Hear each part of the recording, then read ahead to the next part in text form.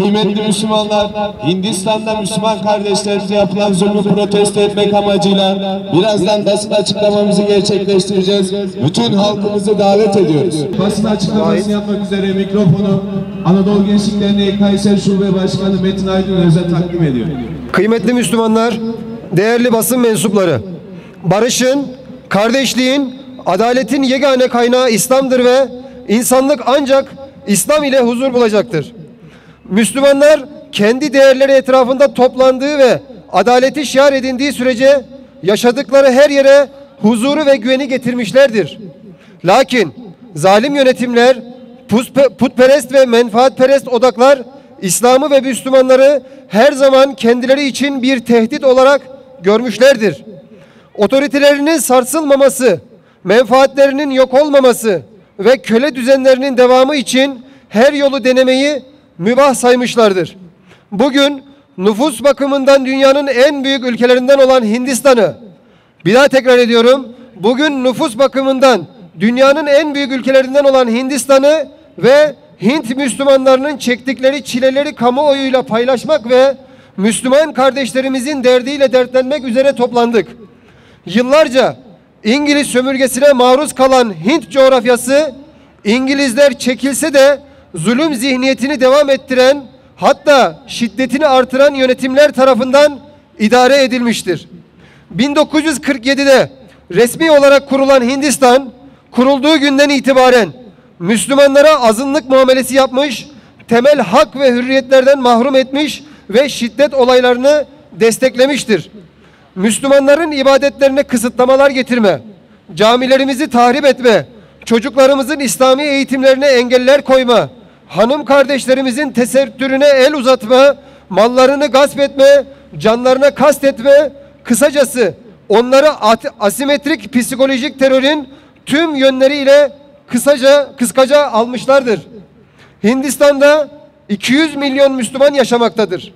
Dünyadaki pek çok ülke nüfusunun kat be kat üzerinde olan bu sayıya azınlık muamelesi yapmak, anayasal haklardan mahrum bırakmak, haklarını savunmalarına izin vermemek ancak zulmün bir göstergesidir.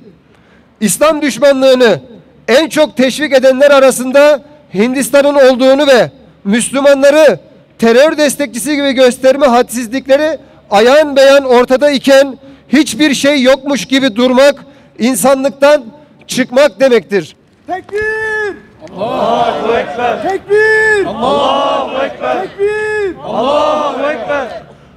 Hint zulmü sadece kendi topraklarını değil, tüm Asya bölgelerini kuşatır vaziyete gelmiştir. Arakan'da, Keşmir'de yaşanan soykırımların baş faili Hint yönetimi ve Hint rahipleridir. Faşist grupları destekleyen, Müslüman kanı dökmeleri için tüm ihtiyaçlarını gideren onlardır. Müslümanların yaşadığı sıkıntılar ortadayken, İslam ülkelerinin tepkisizliğini, Müslümanların sessizliğini anlamak mümkün değildir. Hint rahipleri aleni bir şekilde zulümleri teşvik ederken, İslam alimlerinin adaletin tesisini daha fazla gündemlerine almalıdırlar. Putperestlerin, zalimlerin batıl davalarına gösterdikleri sadakati Müslümanlar hak davalarına göstermedikçe dünyada zulümler bitmeyecektir.